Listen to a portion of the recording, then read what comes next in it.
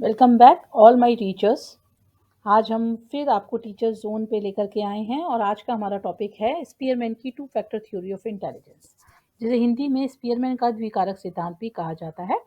और इससे पहले कि अगर आपको थ्योरी देखनी है, बिने की जो थ्योरी है यूनिफैक्टर थ्योरी या इंटेलिजेंस का कॉन्सेप्ट है, वो आपको हम मेरी पिछले वीडियोस में मिल जाएंगे, जिसका डिस्क्रिप्शन में लिंक भी दे रखा है। और इसके लिंक के ऊपर आप क्लिक कर सकते हैं तो आपको वो वीडियोस देखने में मिल जाएंगी। आइए हम बात करते हैं two factor theory of intelligence क्या है। देखिए, सबसे पहले बताएंगे कि ये थ्योरी किसने दी थी। तो ये थ्योरी दी थी इंग्लिश साइकोलॉजिस्ट चार्ल्स स्पीयरमैन ने। 1863 से 1945 इनका काल रहा। स्पीयरमैन की टू फैक्टर थ्योरी इसलिए इम्पॉर्टेंट है क्योंकि पहली बार इन्होंने स्पेसिफिक एबिलिटी यानी विशिष्ट योग्यता की चर्चा की थी।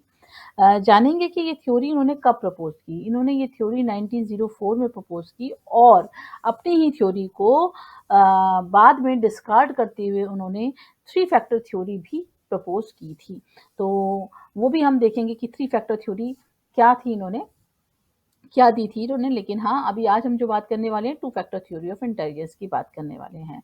तो कहने का मतलब ये है कि two factor theory of intelligence ये कहती है कि जो भी इंटेलेक्चुअल एबिलिटीज हैं हमारे पास, वो इंटेलेक्चुअल एबिलिटीज के अंदर दो फैक्टर्स हैं। दो फैक्टर्स होते हैं। कौन कौन से दो फैक्टर्स होते हैं? यानी इन्होंने जो बात कही, इन्होंने कहा कि दो फैक्टर्स हैं और वो दो फैक्टर्स हैं। पहला फैक्टर है जर्नल एबिलिटी, जिसे इन्होंने जी फैक्टर का नाम दिया। जी फैक्टर यानी जर्नल मेंटल एबिलिटी या जर्नल एबिलिटी की बात इन्होंने करी है, और जिसे हिंदी में सामान्य कारक कहा जाएगा बुद्धि का। और दूसरी इन्होंने बात की है स्पेसिफिक एबिलिटीज की, यानी कि विशिष्ट योग्यताएं, जिसको हम कहें कि विशिष्ट कारक। तो इसका मतलब ये है कि जो बुद्धि इन्होंने कहा कि दो मुख्य कारकों से मिलकर के बनी है, वो दो कारक किस प्रकार से हैं? हमारे जी और एस हैं, और जितने भी हम मानसिक कार्य करते हैं, उन सभी मानसिक कार्यों को करने में जी और एस का प्रयोग होता है। जैसा कि आप यहाँ डायग्राम में देख सकते हैं कि ये एक मेंटल टास्क है और एक मेंटल टास्क ये है, जिसमें कि ये स्पेसिफिक एबिलिटी यूज हो रही है, दूसरे मेंटल टास्क में ये स्पेसिफिक एबिलिटी यूज हो रही है। और यहाँ पर जी जी जो कि एक कॉमन फैक्टर है, वो दोनों ही प्रकार के कार्यों में जी का होना यहाँ पर दिखाया गया है। तो कहने का मतलब ये है कि थ्योरी ये कहती है कि हम जितने भी मानसिक कार्य, जितने भी मेंटल एक्टिविटीज, मेंटल ऑपरेशंस करते हैं, उसमें जी और एस का इन्वॉल्वमेंट होता है। इस थ्योरी को थोड़ा सा डिटेल में समझते हैं कि क्या है ये थ्योरी। लेकिन उसको जानने से पहले हमें ये जानना होगा कि जी बेसिकली, जो जी फैक्टर हम बात कर रहे हैं, जी के क्या गुण हैं, जी में क्या विशेषताएं हैं, कैसे हम पहचानेंगे कि ये जी फैक्टर है।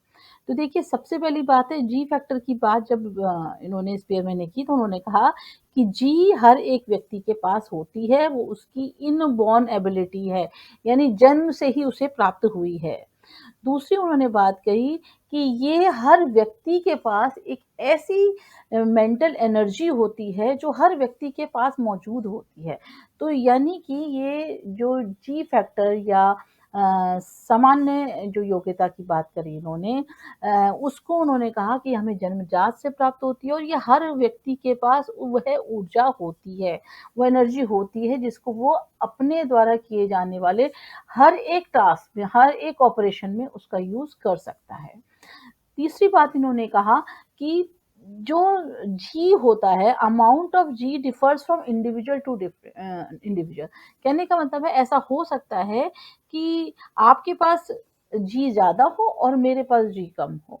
यानी दो बच्चे अगर हैं तो किसी में जी की मात्रा अधिक हो सकती है और दूसरे में जी की मात्रा कम हो सकती है। और साथ ही साथ जिस व्यक्ति में जी की मात्रा कम है, हो सकता है उसमें एस की मात्रा अधिक है, और दूसरे एक एक एस की मात्रा अधिक है, जो कि एस की मात्रा दूसरे व्यक्ति में नहीं है। तो इसको भी हम समझेंगे अभी। यानी कहने का मतलब है, जी हर एक किसी के पास होता जरूर है, जी फैक्टर यानी सामान्य योग्यता, लेकिन सामान्य मानसिक कारक सभी की बुद्धि में विराजमान होता है, लेकिन उसकी मात्रा हर किसी में अलग अलग होती है। उन्होंने ये भी कहा कि जो जी है वो हमारे द्वारा किए जाने वाले हर एक काम में इस्तेमाल होता है। जैसे हम सामान्यतः घर पे भी मम्मियाँ कह देती हैं, क्या इसे कॉमन सेंस नहीं है? तो आप इसको ये समझ लीजिए कि G is nothing but a common sense, कि भई इतना तो पता होगा, इतनी तो जानकारी होगी। तो वही है कि एक सामान्य चीज़, सामान्य बुद्धि जो हर किसी में होती है। तीसरी चौथी बात इन्होंने की कि सभी में हमारी जितनी भी एक्टिविटीज़ हम लाइफ में कर रहे हैं, उस सब में इस्तेमाल हो रही है जी, और जिस व्यक्ति में जितना ज़्यादा जी होगा, वो उतना ज़्यादा सक्सेसफुल होता है। यानी किसी के सक्सेसफुल होने में उसके जी का होना बहुत ज़रूरी है। अगर जी कम है, तो वह कार्य नहीं कर सकता, वो आगे सक्सेसफुल नहीं हो सकता। ठीक है? इसी तरह से हम देख लेते हैं कि जो हमारा एस फैक्टर है, जो विशिष्ट कारक है, उसकी क्या विशेषता है? तो विशिष्ट कारक, हम ये कहें विशिष्ट का मतलब हर एक व्यक्ति में पाया जाएगा। तो विशेष लोगों में विशेष प्रकार का, यानी कि ये विशेष जो एस फैक्टर है, ये हम वातावरण से, एनवायरनमेंट से, यानी ये हमें हेरिडिटी से नहीं प्राप्त होता है। ये एस फैक्टर हम कहाँ से प्राप्त करते हैं? ये हम लर्न करते हैं, हम एक्वायर करते हैं इस एनवायरनमेंट में जहाँ हम रह रहे हैं। जैसे मैंने ड्राइंग सीखी, जैसे मैंने पेंटिंग सीखी, जैसे मैंने कविताओं की रचना सीखी, जैसे मैंने भाषा सीखी, जैसे मैंने गणित की अपनी योग्यता को बढ़ाया। तो ये जो अलग-अलग प्रकार की विशेष योग्यताएँ हैं, इन्हें एस फैक्टर कहा जाता है, स्पेसिफिक योग्यताएँ कहा जाता है, और ये हर एक व्यक्ति की स्पेसिफिक एबिलिटी होती है। तीसरी बात इसमें ये है कि individual differ in amount of S. जिस तरह से जी फैक्टर सब में अलग-अलग पाया जाता है, उसी प्रकार से हम सबके पास एस भी अलग-अलग हो सकता है। अब इसके यहाँ पर एक एग्ज़ाम्पल मैं दूँगी कि जैसे कि शेक्सपियर हमारे एक पोएट बने, एक ड्रामेटिस्ट बने, और आइंस्टाइन हमारे जो हैं एक साइंटिस्ट बने, सिर्फ़ अपने एस फैक्टर की अमाउंट की वजह से, एक स्पेसिफिक एस फैक्टर की वजह से। यानी यहाँ पर आप सेकंड पॉइंट देखेंगे, specific ability of an individual, यानी कि आइंस्टाइन के पास साइंटिफिक एबिलिटी ज़्यादा थी, अपनी जनरल कॉमन सेंस तो थी, पर उसके साथ उनकी साइंटिफिक योग्यता साथ में थी। और दूसरी चीज़ हम ये कहेंगे, जैसे शेक्सपियर थे, उनमें लिंग्विस्टिक एबिलिटीज़ ज़्यादा थी, वो पोएट्री कर सकते थे, वो ड्रामाज़ लिख सकते थे, उनके अंदर एस्थेटिक सेंस ज़्यादा थी, तो वो स्पेसिफिक योग्यता थी, इसलिए एक शेक्सपियर शेक्सपियर बने, और आइंस्टाइन के अंदर साइंटिफिक योग्यता ज़्यादा थी, इसलिए आइंस्टाइन आइंस्टाइन बने। तो कहने का मतलब ये है कि एक एस फैक्टर जो होता है, वो ही हमारी विशेषता को दर्शाता है, वरना सामान्यतः सामान्य योग्यता तो सभी में पाई जाती है। दूसरा हमने आपको कहा कि जो एस की मात्रा है वो एक्टिविटी टू एक्टिविटी डिफर करती है उसी सेम इंडिविजुअल में। फॉर एन एग्जांपल, अगर मैं कोई मैथमेटिक्स ऑपरेशन कर रही हूँ, उसमें मेरी न्यूमेरिकल एबिलिटी ज़्यादा लग रही है, यानी न्यूमेरिक स्पेसिफिक एबिलिटी ज़्यादा लग रही है, जबकि मैं अगर कोई लेक्चर दे रही हूँ तो मेरी वहाँ पर वर्बल एबिलिटी ज़्यादा लग रही है। अब ये हो सकता है कि मेरे पास मेरे गुणों में, मेरे मेंटल एबिलिटीज़ में, मेरे पास लैंग्वेज या कम्युनिकेशन ये मेरे पास ज़्यादा हो सकता है मेरा मैथ उतना अच्छा ना हो, मेरी न्यूमेरिकल एबिलिटी उतनी अच्छी ना हो। लेकिन अगर मैं न्यूमेरिकल वर्क कर रही हूँ, तो मेरी न्यूमेरिकल एबिलिटी स्पेशल लगेगी, और अगर मैं लैंग्वेज का काम कर रही हूँ, तो मेरी लिंग्विस्टिक एबिलिटी लगेगी। तो यहाँ पर हम ये कह रहे हैं कि हर एक टास्क टू टास्क हमारे इंडिविजुअल अपनी एस को लगाता है। दूसरा है S factor is responsible for the success of an individual in particular field. मैं किस फील्ड में आगे सक्सेस पाना चाहती हूँ, मेरी एस के ऊपर डिपेंड करता है, मेरे पास कौन सी विशेष योग्यता है जिसकी वजह से मैं एक दूसरे व्यक्ति से अलग हूँ। तो कहने का मतलब ये है कि एस जो जिसमें जी ज़्यादा है, वो सक्सेसफुल होता है, लेकिन जिसमें एस ज़्यादा है, वो अपने उस विशेष फ़ील्ड में आगे बढ़ता है। इसको एक डायग्राम के माध्यम से देख लेते हैं। तो कहने का मतलब ये है कि इंटेलिजेंस के बारे में क्या कहा स्पीयरमैन, कहते हैं कि इस इंटेलिजेंस क्या होती है कि जी, यानी जी, जो कि सबके पास होगी, plus specific ability 1, specific ability 2, specific ability 3, specific ability 4 and so on. अब इसमें से हमें ये देखना है कि हमारे पास कौन-सी स्पेसिफिक एबिलिटी ज़्यादा होती है। ये हो यानी कहने का मतलब ये जी तो सबके पास होगा ही होगा। अब एस की मात्रा हमारी अलग-अलग हो सकती है। ठीक है? तो यानी कि जी फैक्टर हर किसी के पास है, और एक स्पेसिफिक एबिलिटी, दूसरी स्पेसिफिक एबिलिटी, तीसरी स्पेसिफिक एबिलिटी, चौथी स्पेसिफिक एबिलिटी, ऐसे करके हमारी अलग अलग स्पेसिफिक एबिलिटीज लगती हैं। तो कहीं पर हमारी इसकी मात्रा एस की मात्रा ज़्यादा लगती है, जी की थोड़ी कम लगती है, कहीं पर एस जी की ज़्यादा लगेगी और एस की कम लगेगी, पर जी शामिल जरूर होगा। कहीं पर हमारा सिर्फ ये दो, केवल ये दो ही जो हमारे एबिलिटीज़ हैं इनका यूज़ हो रहा है किसी ऑपरेशन को करने में।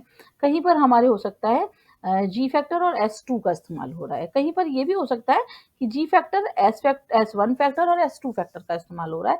तो कहने का मतलब ये है इंटेलिजेंस हमारी क्या होती है, बुद्धि की संरचना कैसी बताई है स्पीयरमैन ने कि intelligence is equal to G plus S1 plus S2 S3 and so on. और इसमें ये हो सकता है कि जी हमारा वो एस हमारा किसी एक खास में ज़्यादा हो, एस की मात्रा हमारी किसी एक में ज़्यादा हो। तो यानी कि अगर हम समराइज करें इस थ्योरी को, तो ये थ्योरी ये कहती है, पहली चीज़ कि किसी भी इंडिविजुअल की जो परफॉर्मेंस है उसको हम दोनों ही फैक्टर से पता लगाते हैं, जी फैक्टर से भी और एस फैक्टर से भी, दोनों से ही। यानी वो कोई भी परफॉर्मेंस कर रहा है, जी और एस ये दोनों ही कारक शामिल हो रहे हैं, यानी विशिष्ट कारक भी और सामान्य कारक भी। दूसरी बात कही गई है कि जो sum total of intelligence is the G factor and S factor, जो मैंने अभी आपको बताया कि intelligence is equal to G plus S1 plus S2 S3 and so on. तीसरी बात यह है कि कोई भी हम टास्क करेंगे, अगर हम कोई भी काम कर रहे हैं, उसके ऊपर डिपेंड करता है वो जी फैक्टर के ऊपर और उस पर्टिकुलर एस फैक्टर के ऊपर। कहने का मतलब है कि अगर हमारे यहाँ कोई रिश्तेदार आ रहे हैं और हम उनकी ग्रीटिंग्स कर रहे हैं, उनसे बातचीत कर रहे हैं, तो वहाँ हमारी सोशल इंटेलिजेंस ज़्यादा लग रही है, यानी हमें पता है रिलेशनशिप्स कैसे मेंटेन करने हैं। तो सामान्य योग्यता के साथ साथ हमारी वो स्पेसिफिक एबिलिटी भी है, सोशल कॉन्शियसनेस हमारी कितनी है, हम सोशली कितना लोगों के साथ इंटरेक्ट हो रहे हैं, वो एबिलिटी भी हमारी इसमें आ जाती है। देन है different individual differ both in G as well as S, ये मैंने आपको बता ही दिया, हर एक व्यक्ति में जी की मात्रा और एस की मात्रा अलग अलग होती है। ठीक है। दूसरी बात यह है कि अगर कोई इंडिविजुअल लिटरेचर में अच्छा कर रहा है, if an individual performance in literature is partly due to his general intelligence, ये हो सकता है कि मेरी जो जनरल इंटेलिजेंस है उसमें कुछ दूसरी इंटेलिजेंस हो, लेकिन जो स्पेसिफिक एबिलिटी मेरी लैंग्वेज की है वो मेरी इसमें थोड़ी बहुत ही इस्तेमाल हो रही है।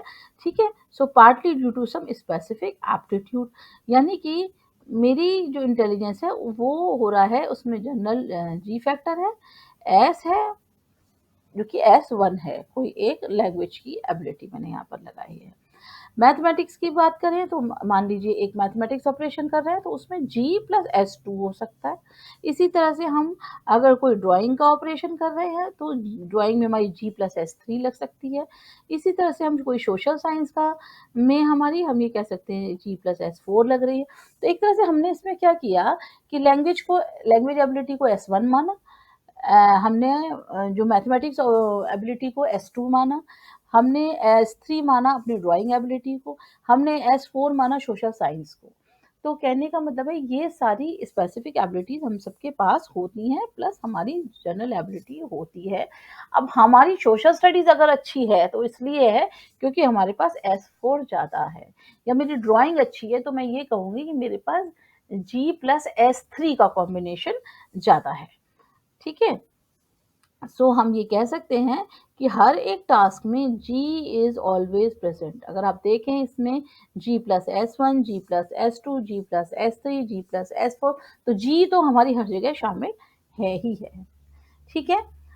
अब देख लेते हैं इसकी क्या एजुकेशनल इम्प्लीकेशन है हमारे टीचर्स के लिए, क्योंकि ये टीचर्स जोन है तो हमें सबको पता होना चाहिए हम इस टॉपिक को क्यों पढ़ रहे हैं। पहली बात, इससे हम ये जानेंगे कि इंटेलिजेंस का कॉन्सेप्ट बेसिकली किस तरह से डिवाइडेड है। बिने कहते थे केवल एक ही फैक्टर है, तो नहीं, हमें ये जानना होगा हमारे इंडिविजुअल स्टूडेंट्स हैं, उनकी इंडिविजुअल कैपेबिलिटीज़ होती हैं, इंडिविजुअल स्पेसिफिक एबिलिटीज़ होती हैं जिनका हमें इस्तेमाल करना है। दूसरा ये है कि एस फैक्टर्स की डिग्री हर एक बच्चे में अलग-अलग होती है। हम एक सेम एक्सपेक्टेशन दूसरे बच्चे से नहीं कर सकते कि ये बच्चा तो मैथ्स बहुत अच्छे से कर लेता है, आप क्यों नहीं कर पाते? तो हम ये नहीं कहेंगे कि भई आप क्यों नहीं कर पाते? हो सकता है उसका मैथ्स वीक हो, उसका साइंस अच्छा हो, ठीक है? सो अगर हमें उसको इम्प्रूव करना है तो हम उसको ट्रेनिंग करा सकते हैं, हम उसकी लर्निंग कराएँ, ठीक है? देन एक एक बच्चा जो है उसको कुछ भी पढ़ाई करनी है अगर तो उसे जी और एस दोनों ही फैक्टर्स की ज़रूरत पड़ती है। चौथी बात करेंगे कि जितना ज़्यादा जी फैक्टर होगा उतनी ज़्यादा सक्सेस होगी।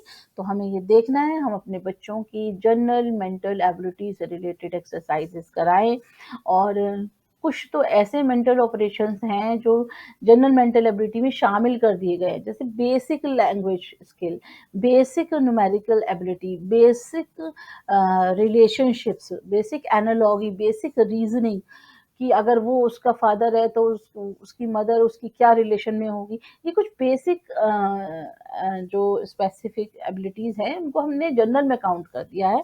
तो उतनी तो हमारी जी फैक्टर में होनी चाहिए ता वही बच्चा सक्सेसफुल होता है। And both G and S have high correlation in दोनों में हाई कोरिलेशन है। कहा जाता है कि जिसमें जी ज़्यादा होगा उसमें एस भी ज़्यादा होता है, जिसमें जी कम होता है उसमें एस भी की मात्रा भी कम होती है। और लास्ट हम बात करेंगे it can be used to guide and construct a tests and ability test and achievement test.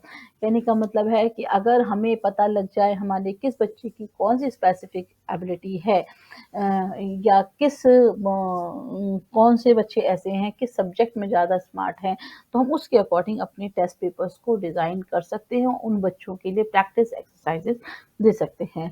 तो टीचर ज़ोन में आज इतना ही, बाकी अगली थ्योरी के लिए आप देखते रहिए टीचर्स